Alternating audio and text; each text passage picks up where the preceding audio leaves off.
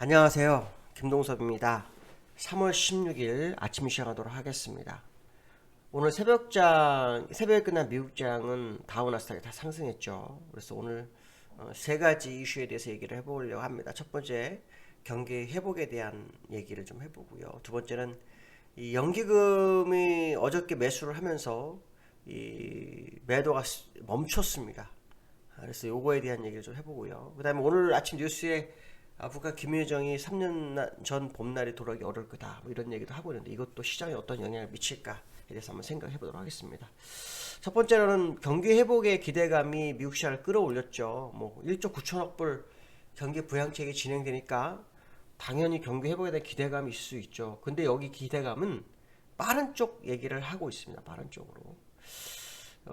또 이 경기 회복에 대한 기대감이 있지만 국채 발행 때문에 금리도 오르고 있어요. 근데 이제 금리가 오르면서 사실 주가가 약간 흔들었어요. 그래서 다우도 나스닥도 소폭 하락을 했었죠. 그다음에 마지막 올렸는데 그게 이 경기 회복에 대한 기대감이 반영되면서 국채 금리가 올랐던 게 약간 눌렀죠.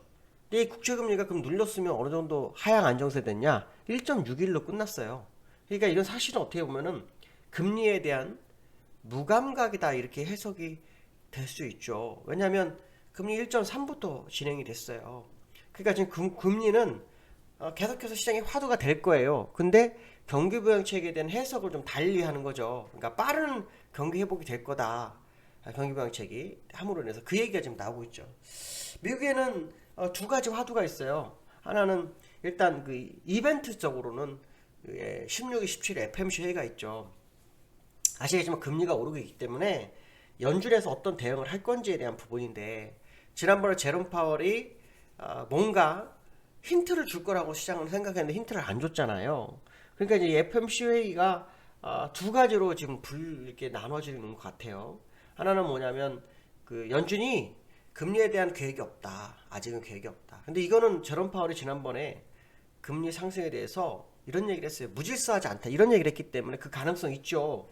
또 하나는 금리가 안정세를 좀 취했지만 높아지고 있는 건 사실 저점을 높이고 있으니까 장기채 매입이나 뭐 기대감이 있지 않을까라는 그게 있어요. 그러니까 결국 그 FMC가 어떤 걸 하든 안 하든 뭐 최소한 립서비스는 좀 필요한 상황이 됐다, 이런 생각을 해야 되겠죠. 만약 립서비스가 약해버리면 시장이 흔들릴 수 있죠. 근데 여기서 이제 우리가 두 가지 화두가 있다고 했잖아요. 두 번째 화두가 뭐냐면 경기부양책을 하면서 금리가 오르는데 여기에 대해서 이 얘기들이 있어요. 뭐냐면 옐런은 내가 인플레 전문가다.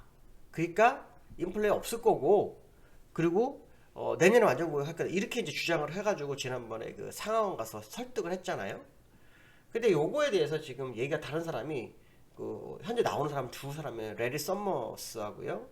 또 하나는 제롬 파월이에요. 제롬 파월은 뭐냐면 인플레이션 서서 있겠지만 인플레가 없는 건 아니다라는 얘기, 고용도 마찬가지다, 이런 식으로 지금 얘기를 하고 있고, 레리 서머스 같은 경우에는 옛날 재무부 장관도 했었고 하버드 경제학 그 교수인데 상당히 유명하죠. 이 사람은 뭐냐면 인플레가 왜 없냐, 지금 욕조가 넘쳐나고 있는데 물이 무슨 소리 하는 거야 라는 식으로 얘기를 하고 있는 거예요. 근데 저는 레리 서머스 말이 맞다고 봐요. 왜냐면 뭐 미국은 솔직히 제가 가서 살아봐지는 알아서 모르겠지만 그 조그마한 미국보다 한참 조그만 우리나라에도 지금 물가가 이 식탁 물가라 그러잖아요. 장난이 아니에요. 돈 어디 나가면 살 게 없어요. 뭐 하나 살려면 겁나서 아예 그냥 웬만하면 안 사려고 노력을 하거든요. 저 같은 경우에도. 그러니까 지금 이 예전에도 그 인플레이션이 2% 하면서 그 인플레이션 수치 지표가 되는 거, 수치를 항목을 바꾼 적이 있었는데 이번에 또 항목을 바꾸려고 하나, 뭐 이런 생각이 드는데요.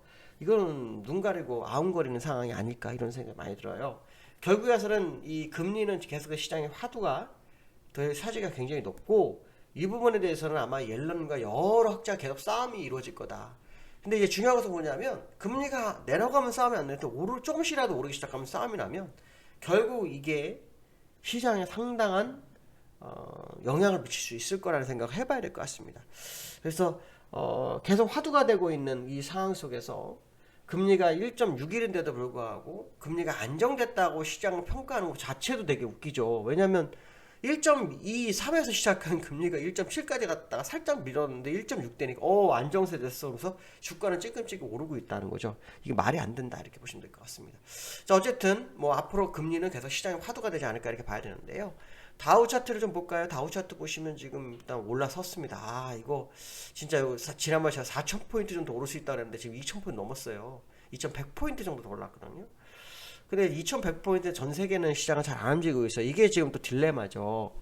미국이 횡보할 때 우리나라는 올랐는데 미국이 오르니까 우리나라는 또 횡보를 하면서 지금 어설퍼진 시장의 모습이 나오거든요. 그래서 다우에 오르는 게 지금 시장이 굉장히 좀 부담으로 다가오는 현 시장의 모습입니다. 왜냐하면 지금 일본도 마찬가지고 홍콩도 마찬가지고 중국도 마찬가지고 대만도 마찬가지고 전 세계가 최고점을 못 가고 다음만 가고 있어요. 지난번에 전 세계가 놀고 있을 때 나스닥만 간 것처럼 딱 그 상황이 시장에 연출되고 있다는 거예요. 그러니까 지금 다우 상승 하나만 보고 간다고 주장하기가 굉장히 부담스러운 시장의 모습이 아닌가 뭐 그런 생각도 듭니다. 두 번째로는 오늘 연기금 얘기 조금 하려고요. 뭐 큰 얘기는 아니지만 연기금이 앞으로도 한 15주 정도를 더 팔아야 한다는 거 아시죠? 근데 연기금이요 어저께 수급 쪽으로 한번 보시면 일잡을 어저께 1,100억을 샀어요. 1,100억을. 여기는 나오지 않네요. 어저께가 나오지 않는데 1,100억을 어저께 샀어요. 연기금 1,100억을 사니까 이제 시장에서 무슨 생각을 하냐면 이제 연기금 추세 전환한 거 아니야? 뭐 이런 생각 하는데 사실 연기금이 작년까지만 해도 이 주식 목표치를 넘겼기 때문에 그 룰을 무시할 수도 있어요. 근데 저는 좀 쉽지 않다고 보는 게 그 룰을 무시 못하기 때문에 사실 연초보다 빨리 비운 거라는 생각이 들거든요. 꽉 찬 물량을 비우는 과정. 그럼 차라리 그냥 지금 꽉 찬 물량을 고점에서 더 비우고 시간이 흐른 후에 뭐 횡보든 뭐 이 상황에서 사는 게 좋지 않을까. 제가 볼 때는 요 근래에 외국인들이 3일을 들어왔어요. 혹시 기억하시는지 모르겠는데 외국인이 3일을 들어와서 연기금도 좀 사볼까 하는 생각도 있지 않은가 하는 생각이 좀 많이 들어요. 근데 전체적으로 어저께 기관은 매도였거든요. 그러니까 연기금의 그 행보가 100% 추세 전환이다 라고 보기에는 좀 이른 감이 있지 않을까 하는 생각이 많이 들어요. 그래서 추가적으로 매수를 하는지 봐야 되는데 연기금이 누적으로 좀 12조로 팔았거든요. 만약 연기금의 추세 전환이라면 제가 지난번에 외국인들이 6조 정도 사야 한다는 거 말씀드린 것처럼 연기금도 최소한 4, 5조는 사야지 추세 전환이 맞을 거다. 4, 5조 사놓고 주가 올려놓고 다시 5조 팔아버리면 무슨 의미가 있냐 이거죠. 그러니까 추세 전환이 되는지 안 되는지는 좀 더 확인이 필요하지 않겠느냐 뭐 이런 생각을 좀 해봐야 될 것 같고, 세 번째로는 북한의 김여정이 3년 전 봄날 돌아오기 어려우다 이 얘기를 하는데 이게 무슨 얘기냐면요, 한미 합동 그 군사 연습 있잖아요. 그거를 핑계 삼아서 이런 얘기를 하는 것 같습니다. 근데 그 지금 미국이 다우가 아까 말씀 오르고 있는 상황 속에서 다우가 오는 상태에서 이게 굳이 상황 나와야 될 상황인가 싶은 거죠. 그러니까 누군가는 그러니까 아까 말씀하신 다우는 오르지만 전 세계 시장 한번 볼까요? 잠깐 한번 볼게요. 예를 들어서 뭐 중국, 중국, 일본 볼게요. 일본 보시면 흔들고 있죠. 또 여기 항생도 볼게요. 프랑스 깨끗지수도 볼게요. 깨끗지수도 좀 높네요. 깨끗은 좀 높고요. 또 항생지수 약간 눌렸죠, 그렇죠? 또 뭐 니케이 225는 어떻게 됐을까요? 니케이 225 또 약간 눌렸다 오르고 있죠. 이런 상황이란 말이죠.